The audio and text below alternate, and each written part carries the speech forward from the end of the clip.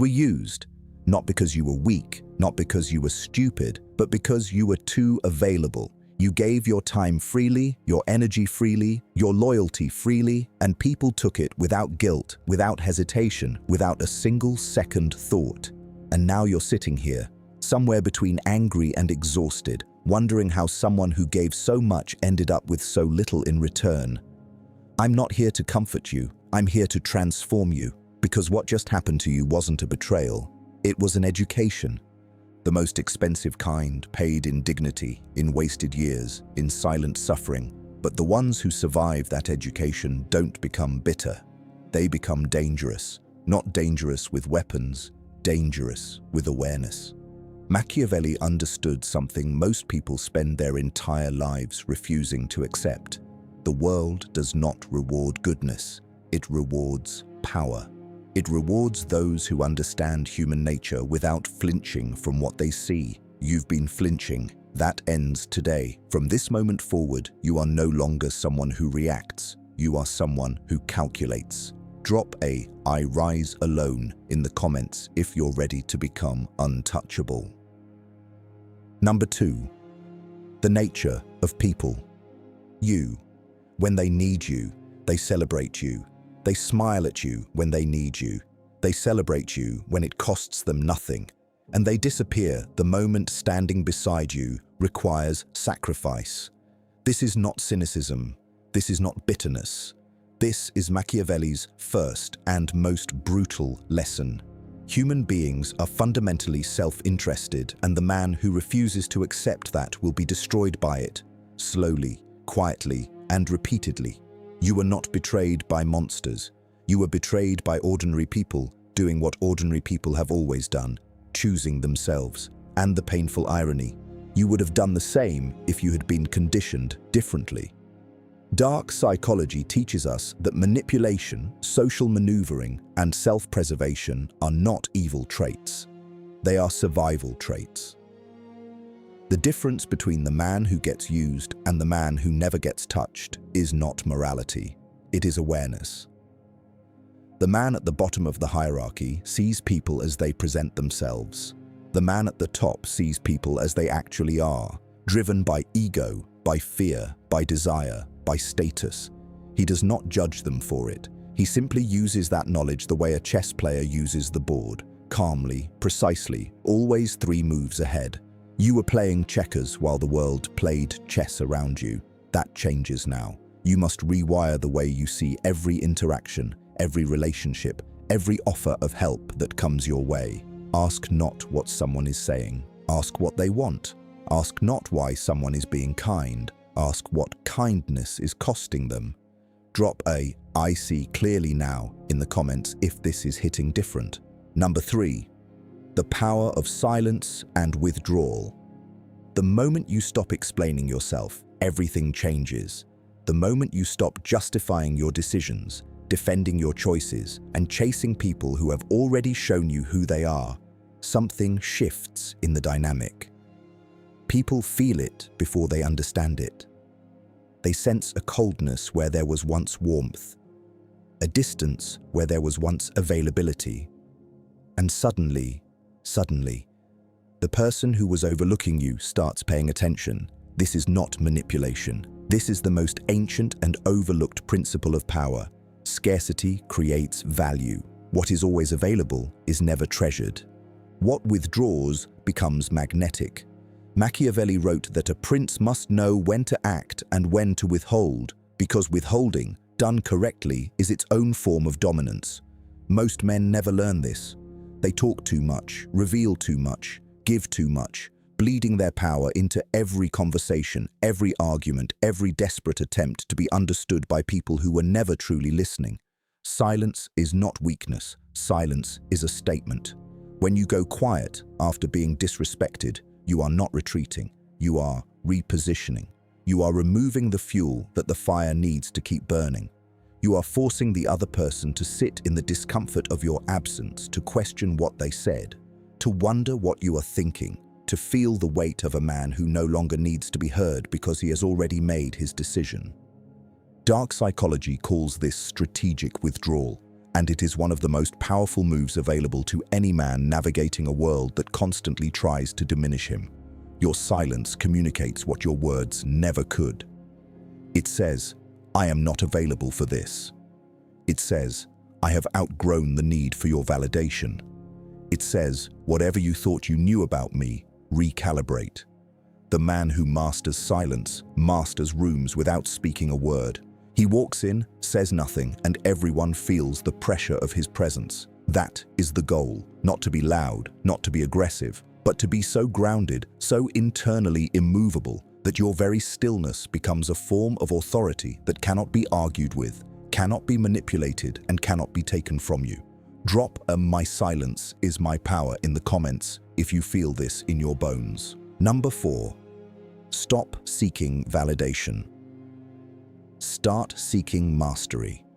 There is a disease that runs through the veins of every man who has ever been used, disrespected, or overlooked.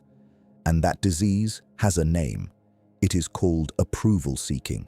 It is the invisible chain that keeps intelligent men small, keeps capable men frozen, and keeps powerful men bowing to people who are fundamentally beneath them. You have been seeking validation from people who were never qualified to give it. You have been measuring your worth through the eyes of individuals who have not done the work, have not paid the price, and have not earned the right to define you. And every time they withheld that validation, every time they overlooked your effort, underestimated your ability, or dismissed your potential, you felt it like a wound. That wound was not weakness. That wound was a signal. It was your inner architecture telling you that you had outsourced your self-worth to the wrong address. Machiavelli was ruthlessly clear on this. A man who depends on the approval of others has already surrendered his power before the battle begins, because approval is borrowed confidence, and borrowed confidence collapses the moment the lender withdraws. Real power, cold and unshakable power, is built from the inside out. It is constructed through mastery, through the daily, unglamorous, relentless process of becoming so skilled, so sharp, so undeniably competent in your craft that the opinion of others becomes genuinely irrelevant. Not irrelevant because you pretend not to care. Irrelevant because you have built something real enough to stand on. This is where dark psychology meets discipline.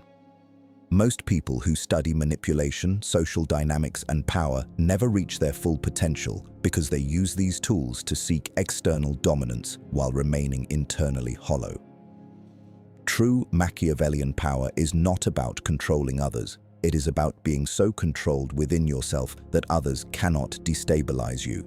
It is about walking into any room, any conflict, any high-stakes situation with the calm certainty of a man who has already done the work in private.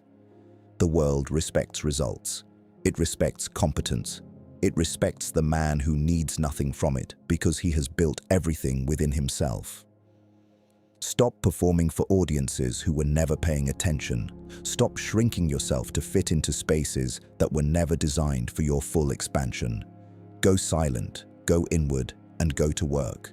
Because the most devastating response to everyone who underestimated you is not an argument, not an explanation, not a confrontation. It is an undeniable, uncommentable, unignorable elevation that forces the world to look up at where you are standing. Drop a "I build in silence, I rise in power" in the comments if you are done seeking approval and ready to seek mastery. Number 5. The art of strategic detachment. Let me tell you something that will feel uncomfortable before it feels liberating. The people who hurt you, used you, and underestimated you, they still occupy space in your mind. You replay the conversations. You rehearse the arguments you should have made. You lie awake, reconstructing moments where you wish you had responded differently, stood firmer, walked away sooner. And while you are doing all of that, while you are mentally imprisoned by people who have long since moved on, they are not thinking about you, not even slightly. This is the brutal asymmetry of emotional attachment, and it is costing you more than you realize. Every moment of mental energy you spend on people who disrespected you is a moment stolen from the construction of the version of yourself that makes that disrespect permanently impossible. Machiavelli understood that emotional entanglement is a strategic liability. The prince who allows his emotions to govern his decisions becomes predictable, and a predictable man is a controllable man. When your enemies, your rivals, your betrayers know that they can provoke a reaction from you, they own a lever. And as long as that lever exists, you are never truly free. Strategic detachment is not coldness for the sake of coldness. It is not the absence of feeling. It is the mastery of feeling. It is the disciplined practice of refusing to allow external events, external people, and external opinions to dictate your internal state.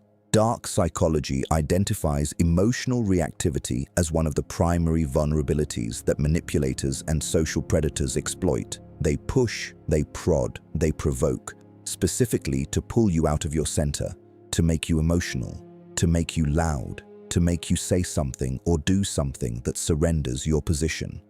The man who does not react cannot be manipulated.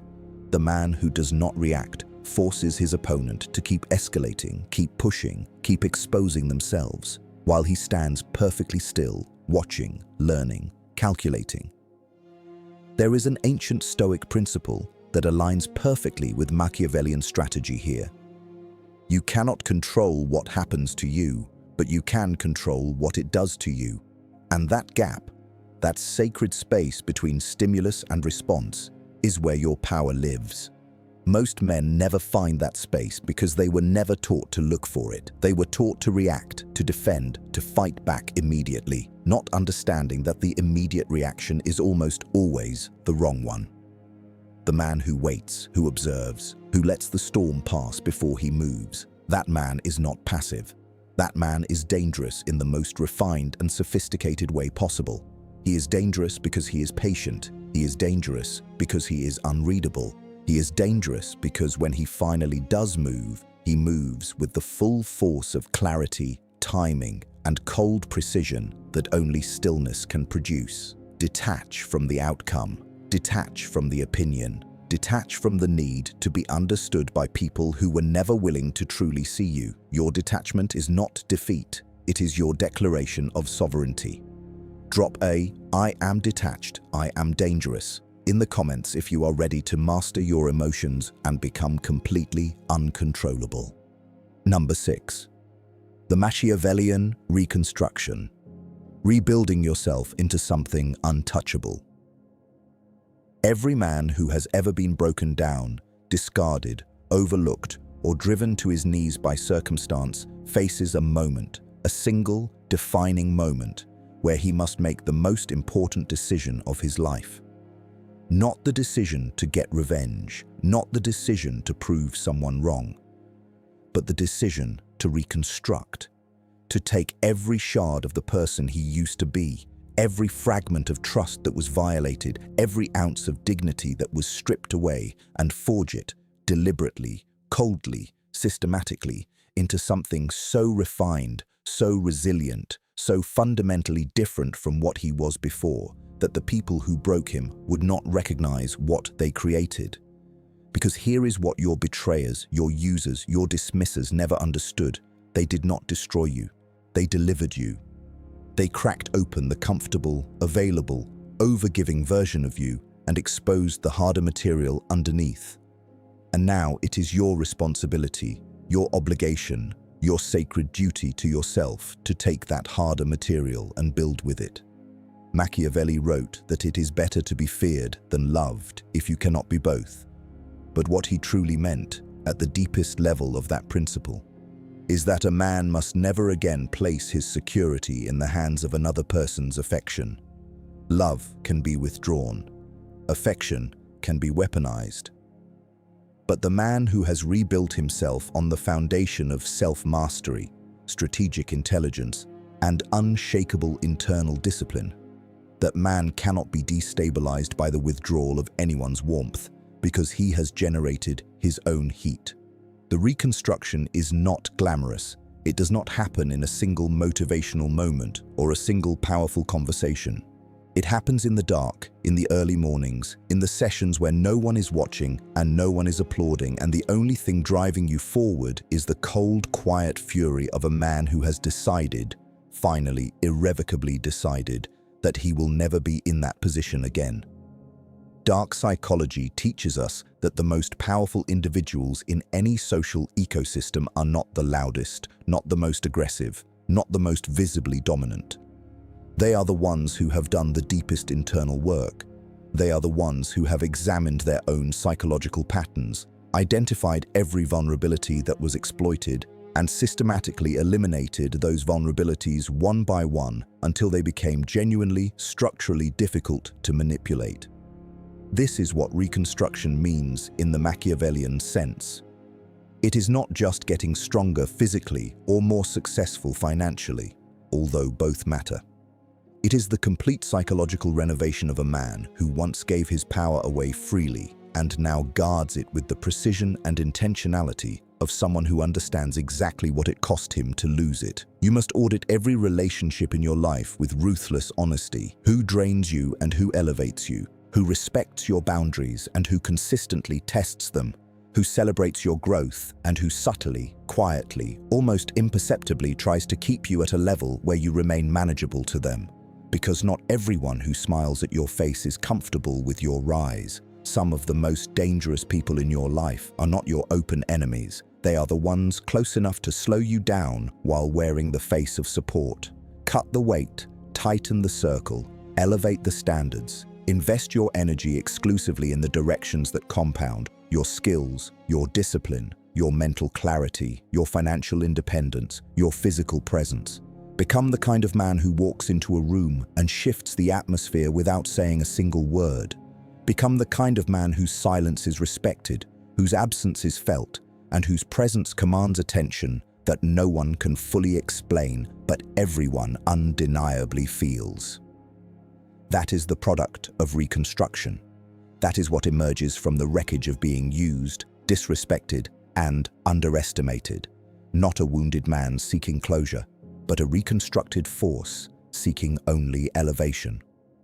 Drop a "they broke me, but they built a monster" in the comments if you are in the middle of your reconstruction and you refuse to stop building. Number 7. The laws of power. How to move in a world that will always test you. The world will never stop testing you. Understand that fully, accept it completely, and never again be surprised by it. The moment you achieve something, someone will attempt to minimize it. The moment you establish a boundary, someone will probe it. The moment you display growth, someone will attempt to reframe it as arrogance, as aggression, as something threatening that needs to be brought back down to a comfortable, manageable level. This is not paranoia. This is pattern recognition. And the man who develops sharp pattern recognition early saves himself decades of unnecessary pain, wasted loyalty, and misplaced trust. Machiavelli's laws of power are not suggestions for the ruthless. They are survival instructions for the aware. The first law you must internalize is this: never reveal your full hand. The man who broadcasts his plans, his ambitions, his next moves to everyone around him is handing his opponents a roadmap to his vulnerabilities. Power compounds in silence. Strategy suffocates in exposure. The less people know about where you are going, the less opportunity they have to position themselves to benefit from your arrival or obstruct your path. Move quietly. Build quietly. Let your results announce themselves. The second law is equally critical. Always control the narrative of your own life. In a world saturated with opinions, projections, and interpretations, the man who does not define himself will be defined by others, and they will define him in whatever way is most convenient for their own agenda. You must become the author of your own story. Not through loud proclamations, not through defensive explanations, but through the consistent, undeniable evidence of your actions, your discipline, and your standards.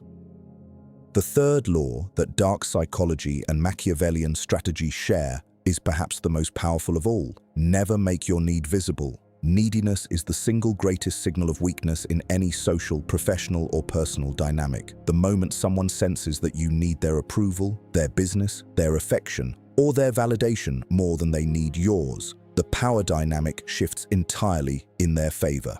This is why the reconstruction from part 6 is not optional. It is the prerequisite for everything. Because only the man who has genuinely built internal sufficiency can project genuine detachment. And genuine detachment is the foundation of all real-world leverage. People pursue what withdraws. People respect what does not need them. People are magnetically drawn to the man who is completely fine with or without their presence, because that man is rare in a world addicted to acceptance. The fourth law: always play the long game. The man who seeks immediate revenge, immediate validation, immediate results, that man is emotional, and emotional men are manipulable men. The Machiavellian thinker extends his timeline deliberately. He understands that patience is not passive. It is the most aggressive long-term strategy available. He allows situations to develop. He allows people to reveal themselves fully. He waits for the moment of maximum leverage before he moves, and when he moves decisively and without hesitation, because every action has been calculated in advance. You are not in a sprint. You are in a war of attrition against mediocrity, against smallness, against every force that has ever tried to convince you that you are less than what you are. And in wars of attrition, the man who outlasts, outthinks, and outbuilds every obstacle placed in his path does not just win, he becomes legendary. Drop a "I move in silence, I strike with precision" in the comments if you are done playing small and ready to operate on a completely different level. Number 8. The psychology of becoming untouchable. What they never taught you. Nobody taught you this. Not your school, not your parents, not the society that raised you on stories of unconditional kindness and the myth that good things happen to good people.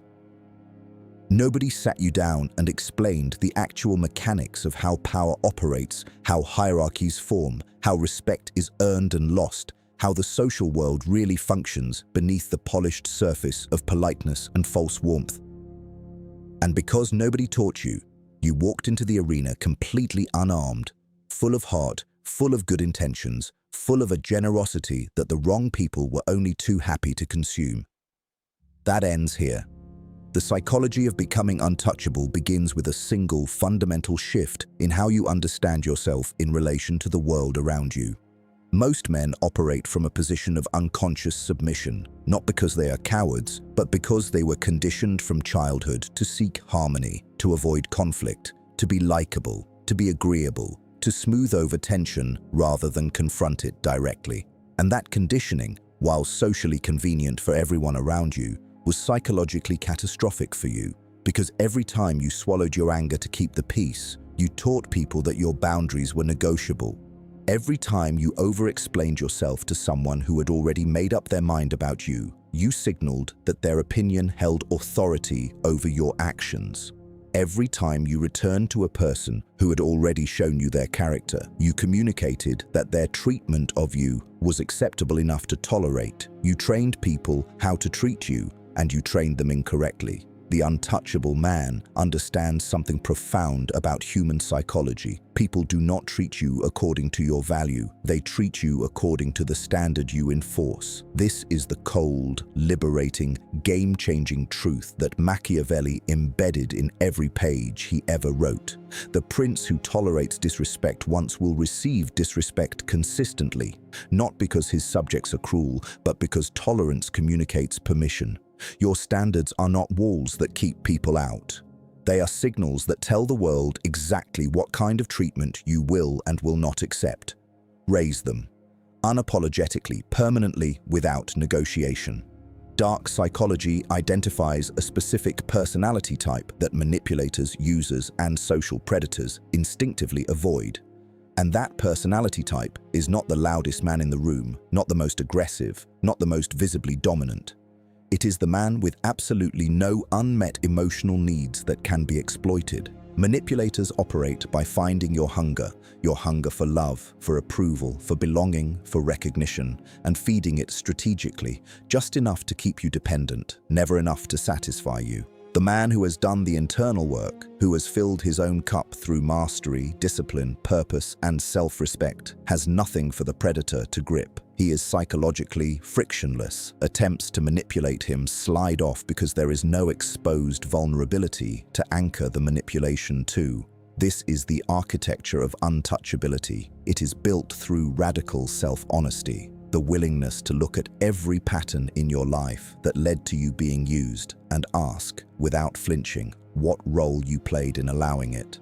Not to blame yourself, not to punish yourself, but to understand yourself so completely that the pattern becomes impossible to repeat.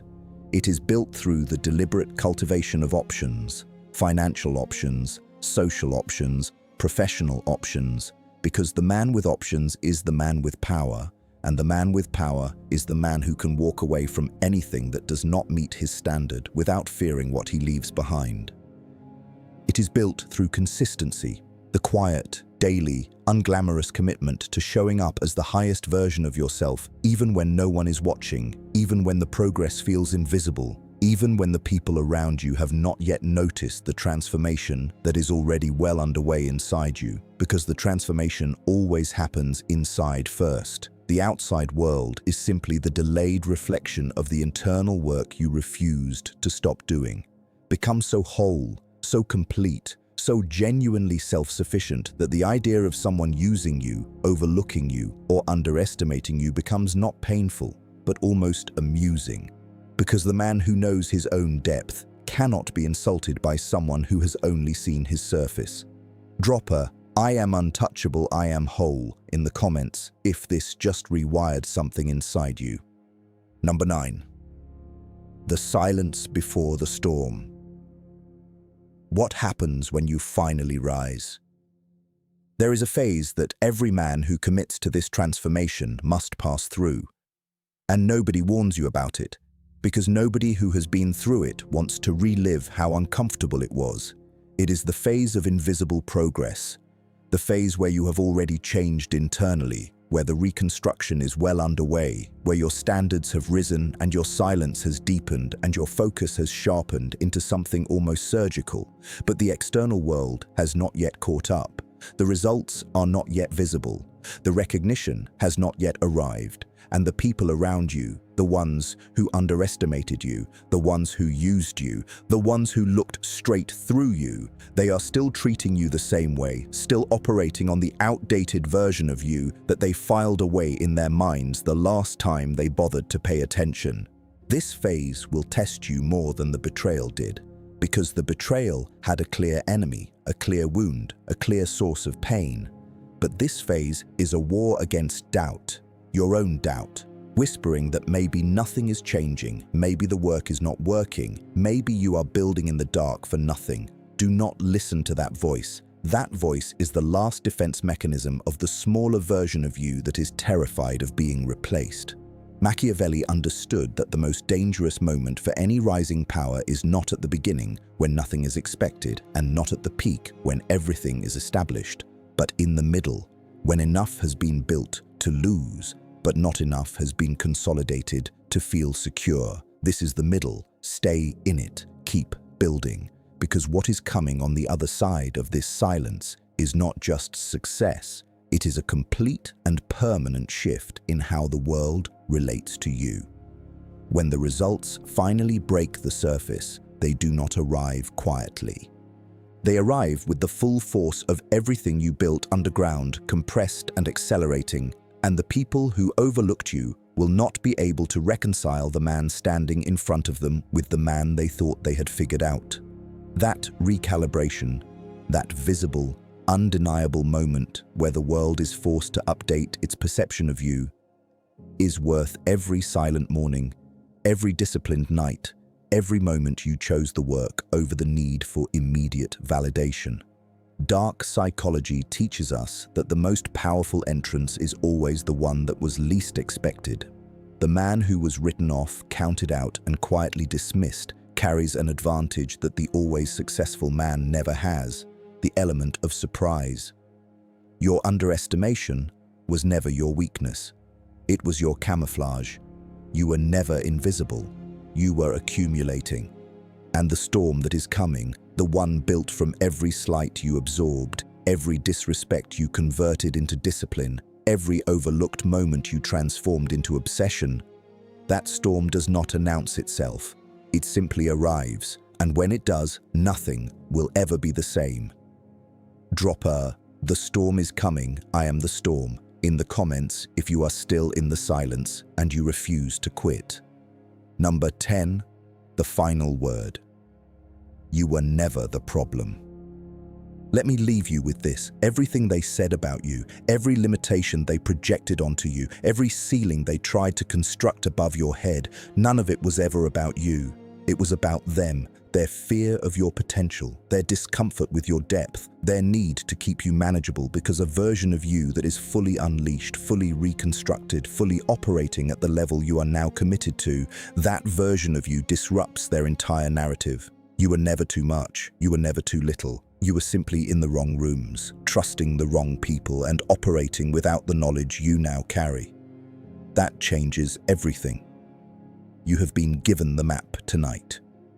Not the comfortable map, not the polite map, but the real one, drawn in cold ink, tested in real fire, and handed to you by every philosopher, strategist, and silent warrior who ever chose power over pity. Now walk, drop a "I was never the problem, I am the power" in the comments, and carry that with you everywhere you go. If this monologue changed something in you, hit that like button, subscribe to Machiavellian Mind, and turn on notifications, because what's coming next will go even deeper.